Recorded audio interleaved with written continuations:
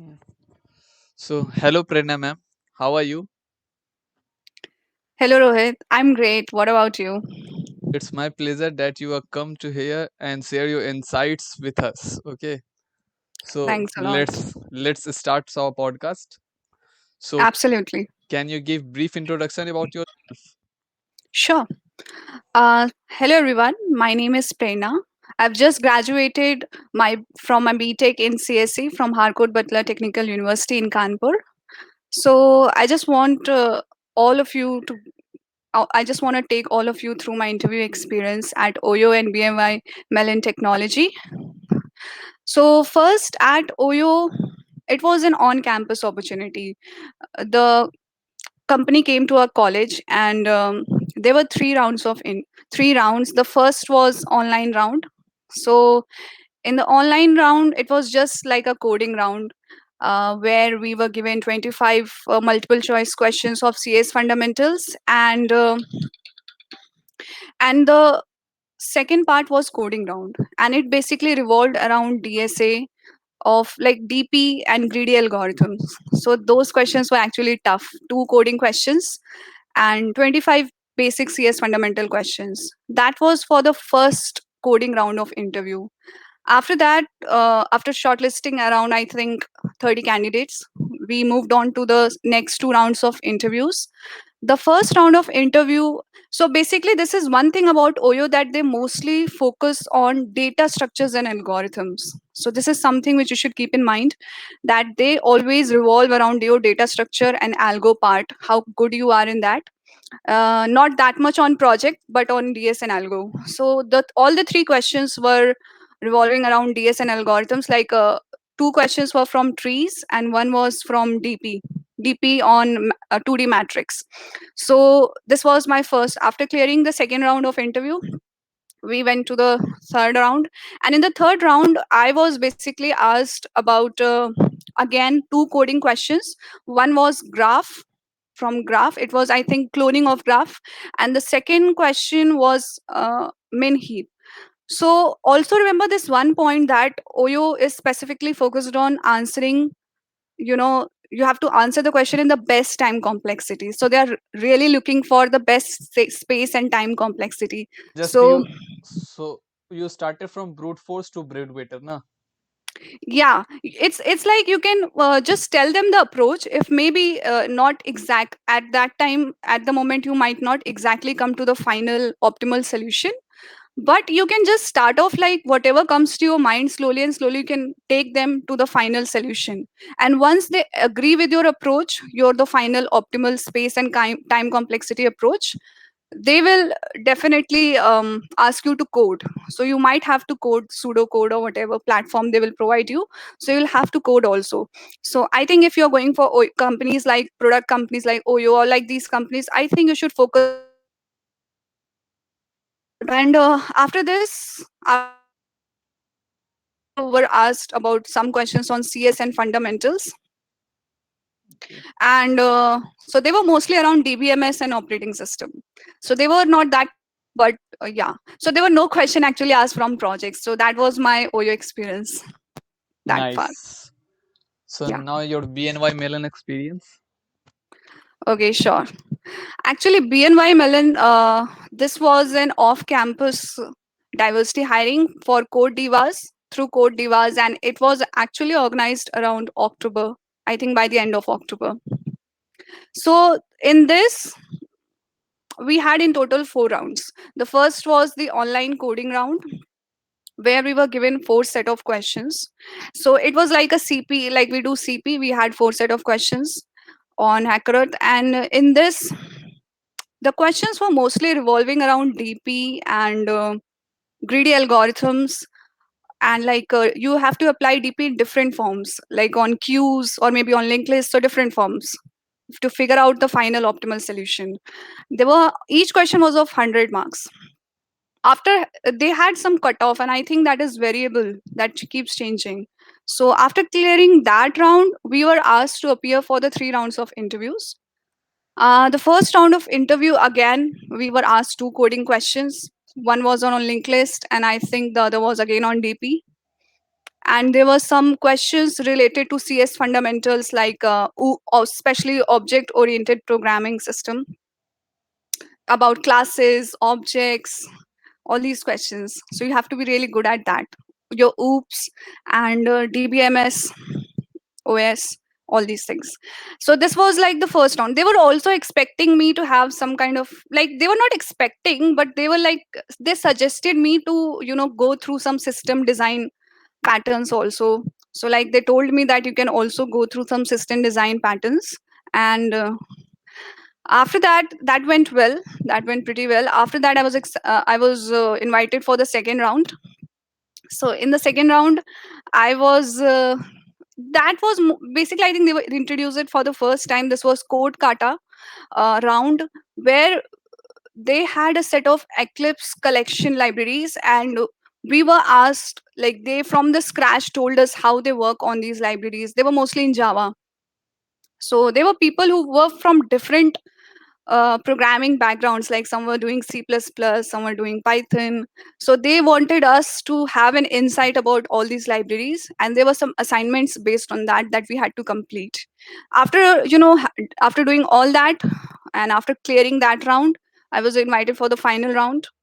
And in the final round, it was like a technical plus managerial round. So in that, we have to, they asked me about one or two coding questions. That was now the project. Like, you have to be really good at your resume, your projects. If you have included any project, be really good at it. And you should know. So in that project, they started asking questions about the technologies that I had used, and of course the challenges that I faced in that project, and all those sort of managerial questions also, followed by some basic HR questions. So overall, it was quite insightful, in the sense, like, they were expecting me to be, creative and be a problem solver. Like, there were some questions which I was not expecting, I had not done, but based on my knowledge on the projects that I had done, I was able to answer those questions, and they were just trying to look at that. You might not absolutely come to the correct optimal part of the solution, but you are trying, and you're trying to reach to that part.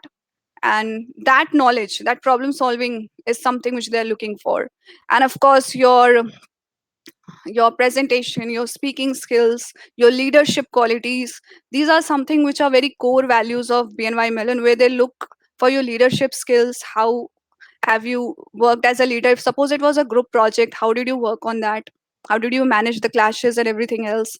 So these are something, I'll just say, tips while you are doing your projects. Keep in mind, have a good idea about your project. This is very, very important.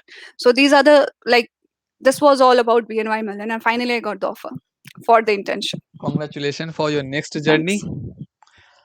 Now we will have some sort of question that candidates are willing to ask, that they have doubt. So, Yeah. okay. So can we start? Yeah, I'm ready. Okay. So the first question is like, what are the resources you follow to prepare for that journey? Okay. So as I already mentioned that seriously I started coding in my third year. So it was like around 7 to 8 months of practice that I seriously did. Initially, I want to say that there is a strategy which I want to give, and I know it might not be applicable for all, but I think it might be applicable for some of you. What I followed was, first of all, like, I divided my entire preparation of DSA and Algo in three levels. The first level was basic level, second was intermediate level, and third was the higher difficult level.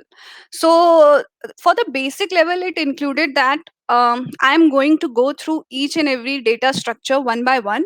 I'm just going to know why this is, what this data structure does, what is the use, where it is applicable, and basic time complexities. And like, do 10 to 20 questions from GFG or some basic questions, so that you get the idea what, suppose, tree, how does tree work, what are the basic traversals. So you get the basic idea, okay, fine, this is how it is working. You don't have to go in depth now. This is the first level. So in this way you cover all the data structures, first level of all the data structures. Then come to the second phase, then starts the second phase where you start the medium level of questions. So now you have the idea about all the data structures, and you can go on with, and you are comfortable, then you can go on with the second phase and second level of questions, medium questions. Even in GFG and some platforms, you can fix the difficulty level to basic questions or like medium level questions. You can fix that difficulty level, and based on that you will then get the questions and you can start preparing. And once you feel like you have done enough, like 30 to 40 questions of each DSA you have practiced, and you know that you are quite good in medium level questions, you can go on increasing your level. So it is important to have that balance of, covering all the data structures plus maintaining your difficulty constantly, having that growth in the difficulty level. What we do is we are practicing 100 questions of basic level and maybe some questions on hard, some questions medium. Have that balance. Most of the questions revolve around medium level difficulty, and there might be few questions that might be in hard level, but mostly it's medium to hard. So have that balance, that you come in phases. First cover the basic phase, then the medium phase, and then the hard phase. Don't jump to the hard phase quickly. First be at the basic level, clear all your foundations, then go to the second level, and then to the third level, and this way keep increasing your level. Yeah, that's one strategy for DS and algo. Okay. So now, like, some of the students are confused between CP and DSA. Like, they Okay. come in third year, okay, they come in third Yeah. year and they just try to figure out what they do. They focus on CP more, like DSA more, projects more. They totally confuse how to balance all these things. So, what are Okay. the ideas behind this? How we can prepare for this? Yeah. So what I will say in this case, that you can follow, you have to, of course, the whole game is about balance and Yes. time management. So CP is something that I think one should not be mad at. Like you should not just run after CP because you have to get those 5 stars, 6 stars.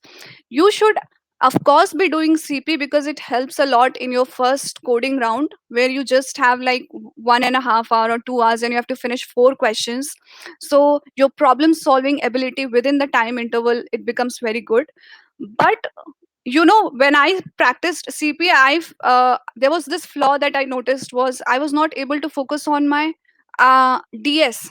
Like there's Yes. not enough knowledge on data structure. You have to separately study data structure and algorithms. You cannot just get it by doing just by CP.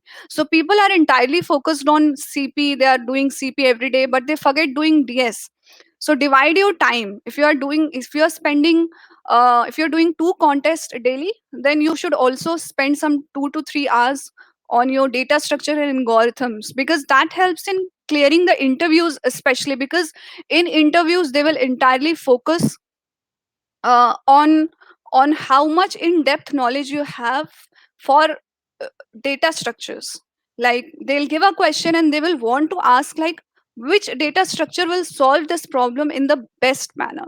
So if you don't know about data structure, how will you know the application? How will you know about time complexity? You have only worked on numerical problems on CP. You know how to quickly solve a problem, how to create a formula, but you have no idea about data structures. So separately manage time, because your speed is also important, your problem solving ability is also important, but you need to also have a lot of insight and knowledge about data structures, algorithms. All these are has to be studied. So just maintain a balance. Don't run after CP. Have a fixed schedule where you are giving enough time to both. So many students do CP, DSA, prepare everything related to interview, but on project they don't focus on projects. Like they don't know from where they get the insights about the projects. So from where they get insights about the projects and how they can prepare for the projects. Okay, so this is one of the doubt I also had last time. So I was very confused ki what project should I keep? What should I do? My project should be absolutely unique and different, and nobody should have ever touched and done that. So I will turn out like to be a star in the interview. But the reality is that The interviewer is actually looking about your knowledge in the domain. He is not looking at whether your project stands out or not, whether it's a very great or a big project. It might be you can take projects like normal, not very basic, but at least medium level. There's so many projects. What you have to focus on while selecting a project, that what is your interest in the domain. Like there's so many technologies: android, web technology, and machine learning, AI, neural networks. So what are you interested in? And once you have chosen to work in a particular domain, on a particular technology, start learning about it. You should have a quite a lot of information about it, about your project. So even if it's just a normal medium level project, but you know what are the technologies, its application, why you have chosen a particular technology for your project, what are the languages, why did you choose this language over the other language, all these kind of questions that they will ask, because they want to know if your development which you have studied is going to help them in their company or not. So this is what they look for. They don't look for, okay, this is a unique project. This is one myth that lot of students have, that Yeah, they okay, just if like want to create Amazon, like something yeah, Amazon and like very big project and a uh, very very outstanding project, but it is good if you can, but it's yes, not, yes. it's okay if you just like get an idea from somewhere, you have seen the same similar idea, you can work on similar projects, but have your uniqueness in that project. Like you can learn about it, for example machine learning. So learn about it, know what are the different algorithms, different models, and what machine learning thing is all about. So just learn and then know about your project very very well. They are going to definitely dive deep into it, and they will ask questions on it. So it's very simple, I think. Just don't be lost in finding the best project. Pick up any similar projects and start learning about the technology. That's it. So for projects, we just like we have prepare all the projects. Like Yeah. what sort of question they prepare that might help them in interview? Like similar, I said, they have. I can't exactly tell Okay, what, okay, okay. but yeah, I will just say that there are some questions which are very common, and it depends on project to project also. Like if you are choosing, whether you're choosing web or you're choosing android, ml. So I will just roughly tell that you can focus on the technology very well that you have used. It is, of course, they know it's a very big technology. For example, machine learning, it's a very big technology. They don't expect you know everything about that, but the part that you have implemented in your project, that is something which they expect that you should know, you should have idea, and the alternative idea also, and what was the challenge that you faced in doing that project, how did you come out of it, and most challenging part of your project, and like these kind of questions. And languages, if you have used any specific language over the other language, why did you choose it? All these are the kind of questions which they want to know, that okay, you have really worked on your project or not, or you have just picked it and copied from somewhere and you're just showing. So that's why, that's all. That's very nice. Now moving to next question.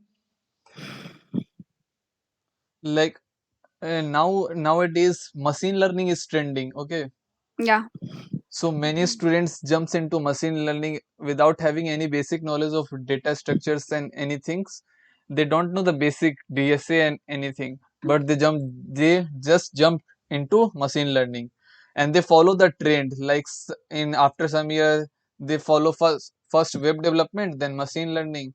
So they are just confused. They are doing machine learning for 2 months, then web development, and all sort of confusion are going into their head. So what they choose and how they can choose that domain. Okay, so like I said, um first of all, I am telling you, it's not just if you're really planning to be in software development role, it is not just your development in a specific domain that is going to help you, but it is just it is like knowledge, overall knowledge on all. It's not just your projects that is going to help you to get into a particular company, product based company for a software developer role. So I noticed this problem in my college. A lot of people started just on ML, and at the end also they were working on ML and all these things, and they did not work enough on their DS algo. because of which they miss the chance of landing in great opportunities. So I just want to say, don't jump like this. You can complete projects even in your at the end of your second year and beginning, or maybe the end of your third year, but give enough time to your DS and algo. It takes time. It is a process Yeah. by which you start understanding that this particular DS can be used in a particular question. It takes a time, and it's a skill set. So it will take time. So just first start with that. Start with your fundamentals of DS and algo. For the people who are in first or second year, I'll say start doing your DS and algo, and side by side, little like daily 1 hour or 1 to 2 hours, you can just focus and start learning a particular domain. Don't keep jumping from one domain to the other just because something is trending. Yes. Don't do that. Choose a particular domain and try to be good at it. Suppose if you have chosen ML, now don't look at other people, that that person is doing web, that person is doing neural, why should I do ML, I should also change this and go to the other. You should not do like that. So just pick a particular domain and start being good at it. Start selecting some good projects side by side, but don't do it at the cost of DSA. Ultimately, DSA is something that will be tested in the interview plus in the first round of coding, online coding round. So don't miss it. Have a balance in both. Okay. So I will ask you an interesting question. Like, if I give you an opportunity to be back in first year, like you are now in first year, so what are you doing in from first year to fourth year to like be in to crack in just like top company like BNY Mellon, Amazon, Google, to be a good software development engineer? So how you prepare from first year to fourth year? Wow, that's a difficult question. Um, Or like I think, what are the some yeah. want to correct, like if you are in first year, you go back in first year and want to correct yourself, what sort of mistake you want to correct it?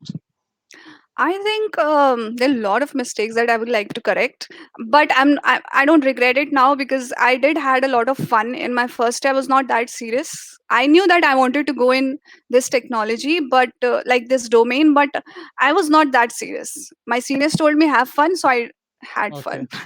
in my first year. But I will not suggest the same to all.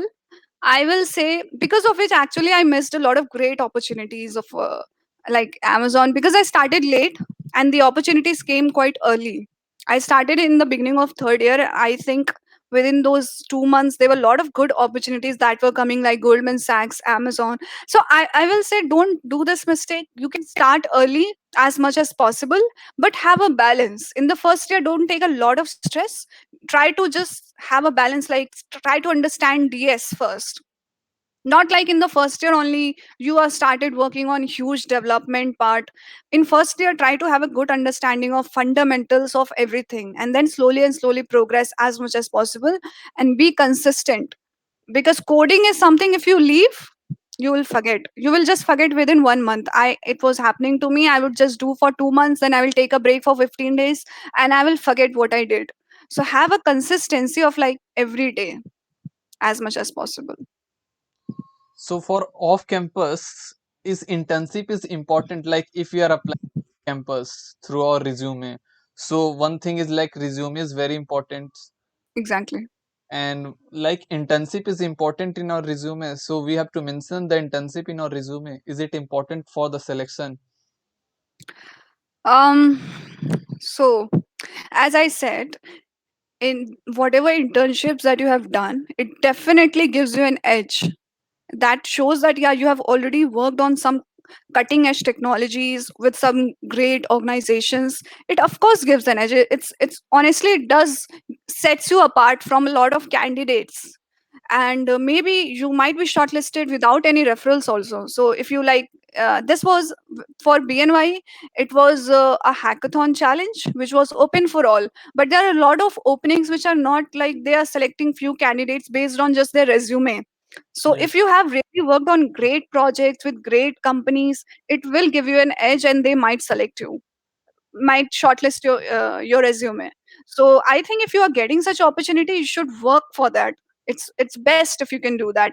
And if you're planning to go in this domain, get as much experience as possible and as early as possible.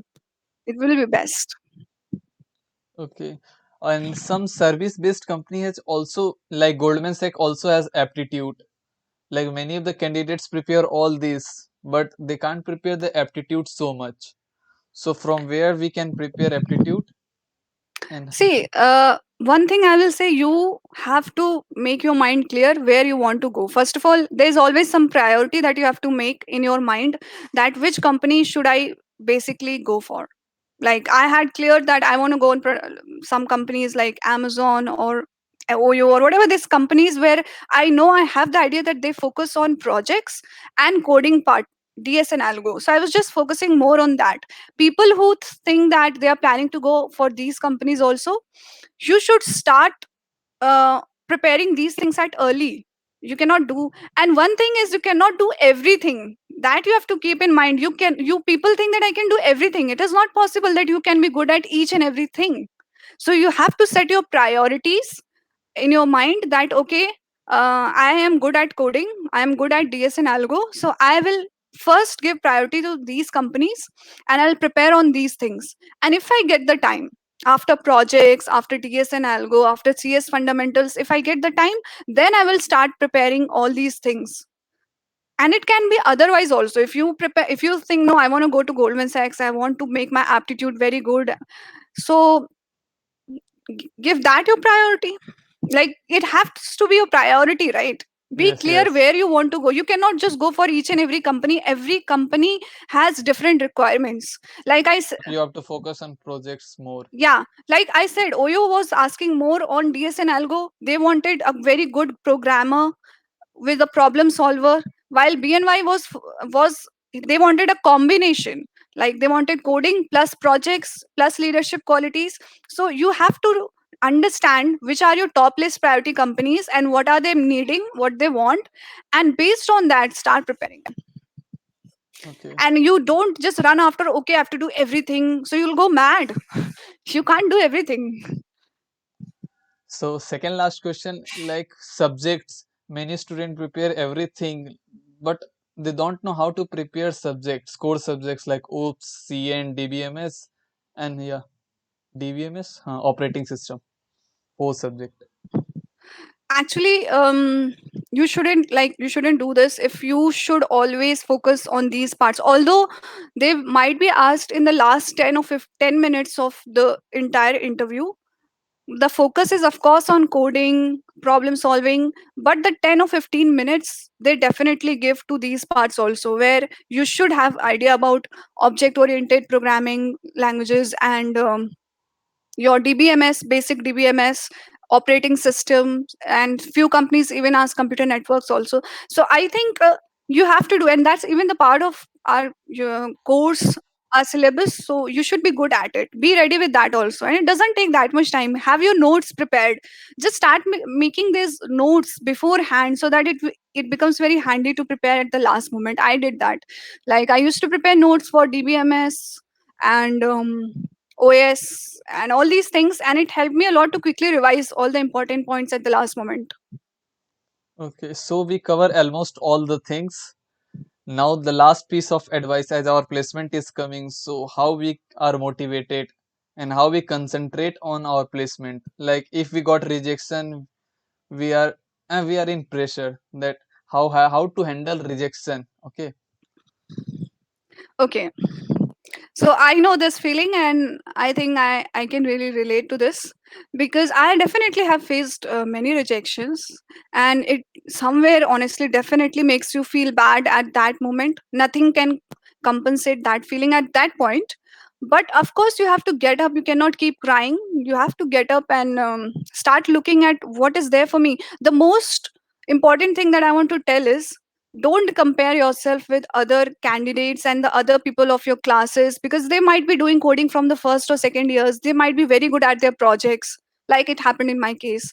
Um, my colleagues, they were like classmates, were very good at coding, and some had already done great internships in Google and all that. So I was like, okay, where am I doing, what am I doing?